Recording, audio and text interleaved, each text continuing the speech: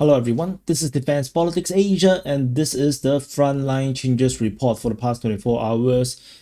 And because the no I feel like things is going to speed up from the Russian part because of the Trump's position that he's going to force Russia to end the war regardless of what Putin wants. And that's going to be problematic to Putin's situation because he have not achieved his war objectives, as I covered in that other video that I've mentioned about this Trump's division that's published on the DPA War channel. So I'm expecting the frontline changes to move faster with the Russian forces really speed up the offensive because it's going to start to get very difficult for the Russians to predict what's to come. Because you really don't want United States to take Ukraine war seriously. That's the problem. United States have never taken Ukraine war seriously, and now it looks like that might be the case.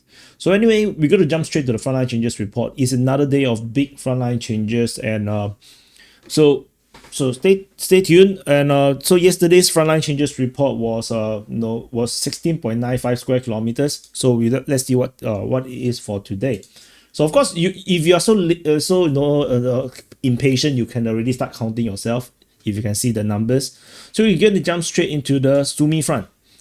So this is Sumy, and over at the Sumy front. And by the way, this is a new mouse. My new mouse is here. Ta-da! It's the same model. It's exactly the same mouse, except that I got a new thingy. I'm not sure if you can see it. Ta-da! Yeah, this is actually a dock.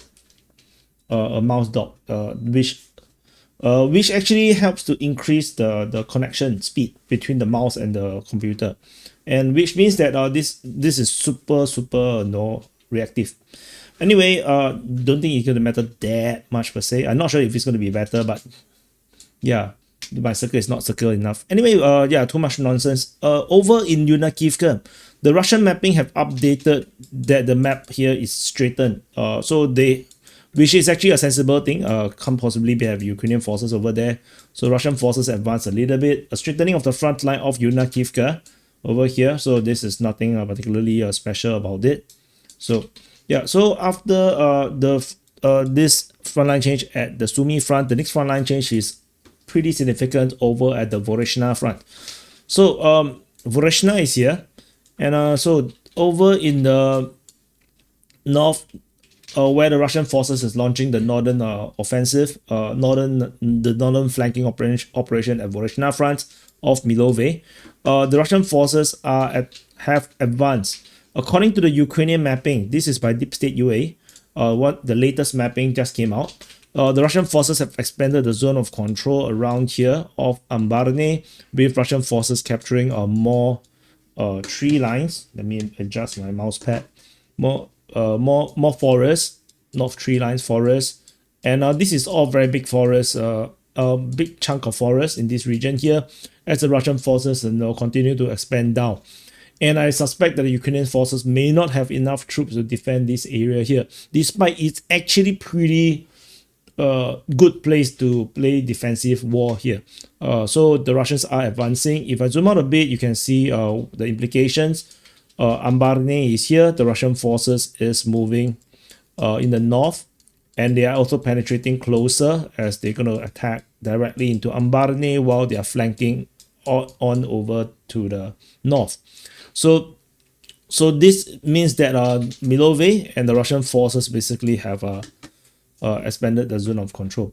Yeah, I'm kind of, although it's the same mouse, it doesn't look smooth enough somehow.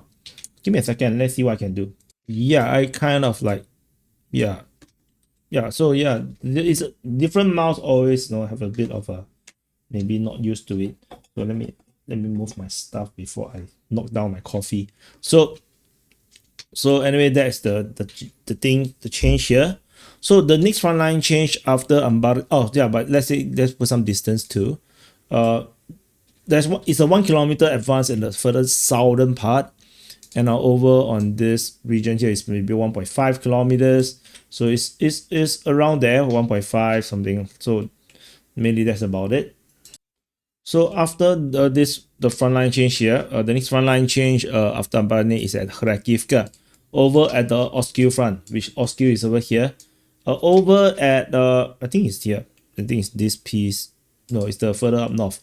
So in the north of Makievka, is Makievka, and then east of Kharkivka, there is a geolocation of Russian forces over on this tree line. And this means that the Russian forces have secured the entire region here, capturing all of this forest over in this sector here in the northwest of Kharkivka.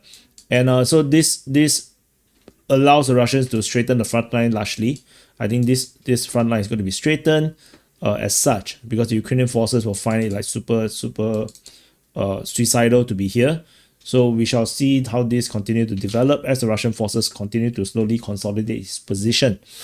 So after Kharkivka, the next front line change is over at Novospassky.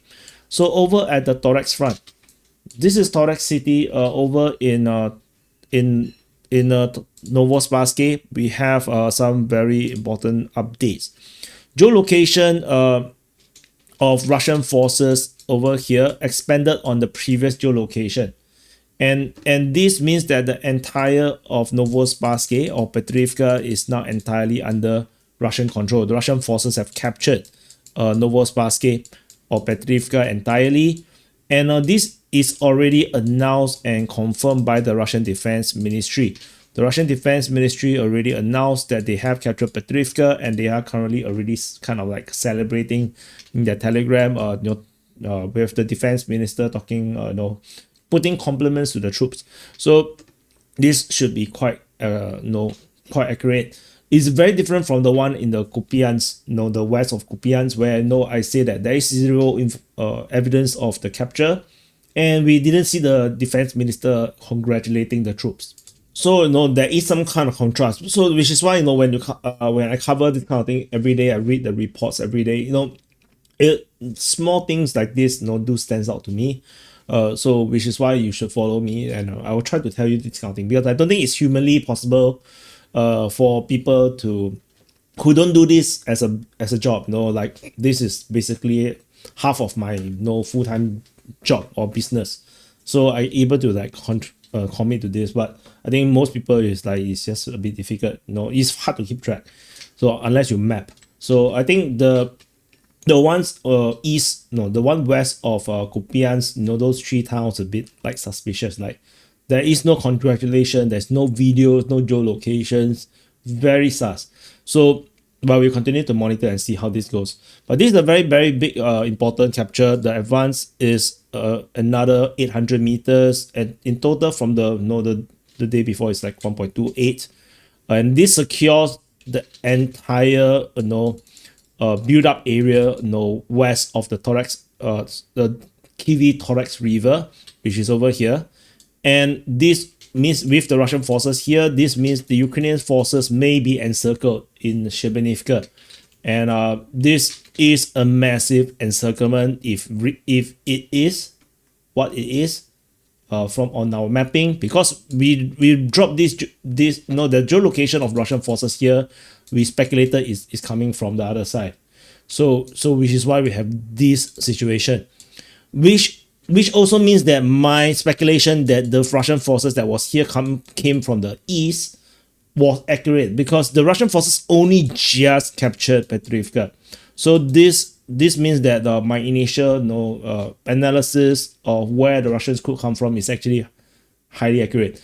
Some Russian mappers actually map it like this. They attack coming from the south, and then they draw it like this, which if you draw it like this, then the capture of Novospassky with these geolocations is a bit weird. There's some kind of cognitive dissonance there. So we will continue to monitor, and we shall see how, because this appendage here is a bit, this new mouse, I'm not used to it a bit. Somehow I'm not used to it. That maybe my mouse pad is dirty. So I think it's my mouse pad dirty. So I tell you what, I'm gonna wipe my mouse pad. Give me a second. Yeah, I think I wiped it. It feels much better. So yeah. Anyway, so that's the main thing. This possible encirclement is maybe happening. But this is easy to cut off, so don't expect too much from here. So after the Novospassky one, the next frontline change is over at Rusinya. So over in is this, no, it's not this chunk, is this chunk? No, it's not this chunk. What the hell? Oh, it's a small one. So there is this geolocation.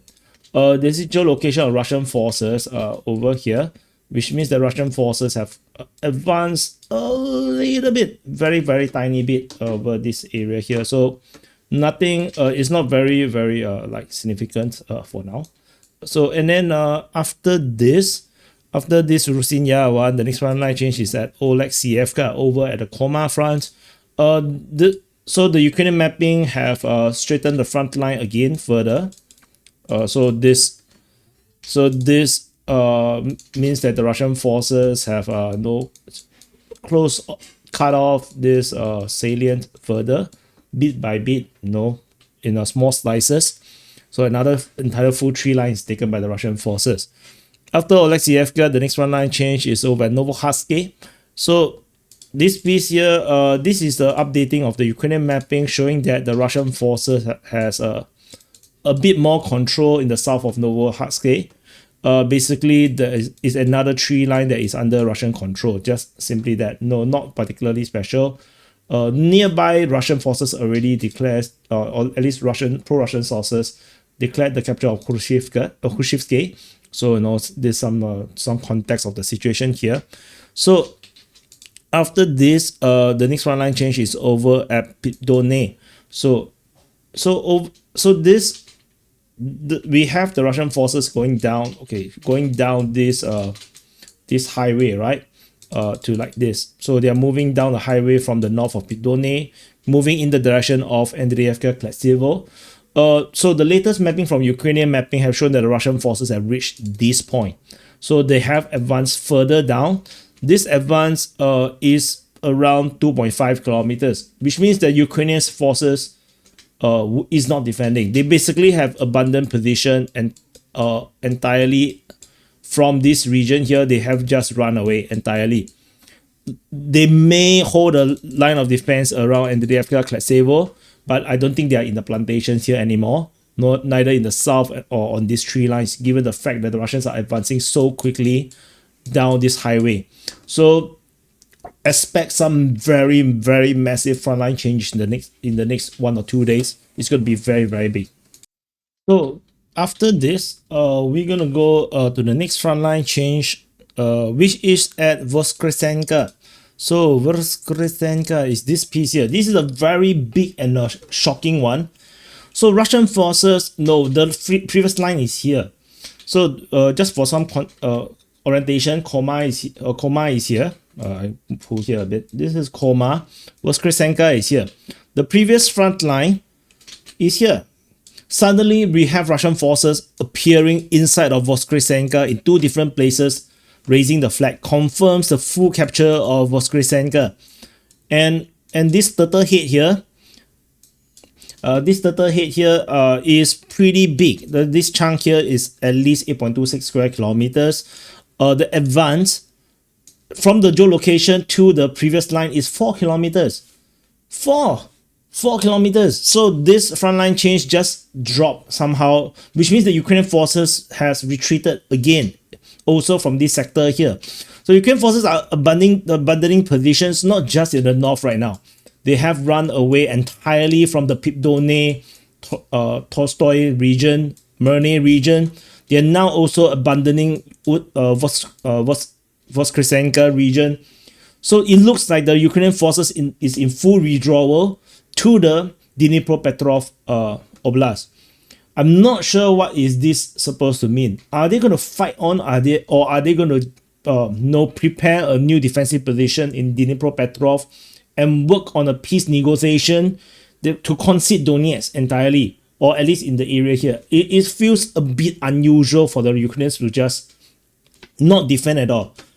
How am I supposed to believe that they have lost the ability to fight around this area here? This is a very big one.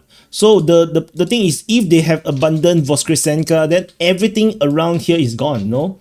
So entire chunk here, at least all the way to Pipdone, this salient here is gone.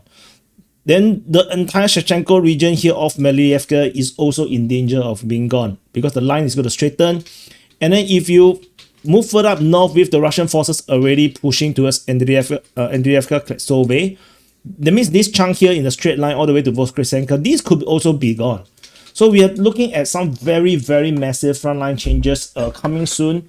And I have no idea how much more this is going to be. This is a bit shocking how much frontline change is going to be coming very, very soon. So stay tuned, subscribe because you wouldn't want to miss if these things happen.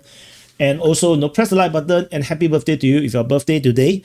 And we go to the last frontline change. It's just nearby over in the Zaporizhzhia front at the Huaypole sector at Melnyevka. So this is yet another big one, I would say. So yesterday we have not very big though. So the big one was yesterday. So in Melnyevka we have the Russian forces capturing Melnyevka.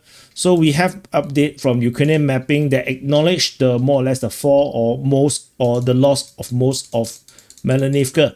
They just mapped that the Russians have another tree line in the south of Melnyevka. So basically is this tree line here. So the Russian forces also taken the tree line in this region here. So that is the main thing over here.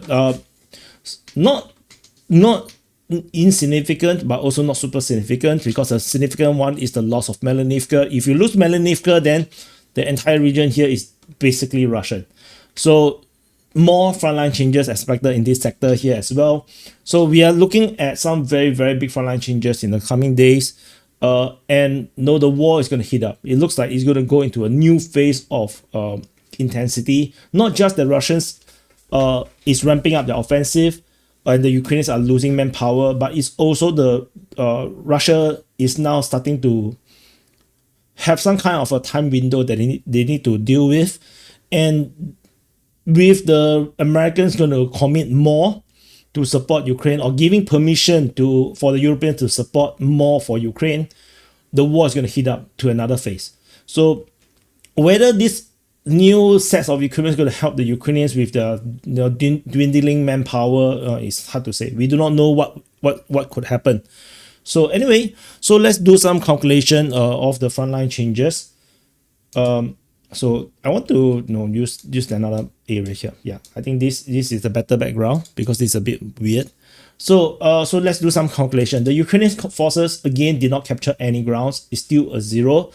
And yesterday is 16.95. So let's see what's today. So it's 0.48 plus 4.6 plus 2.96 plus 1.02 plus 0.08 plus 13.63 plus 0.58.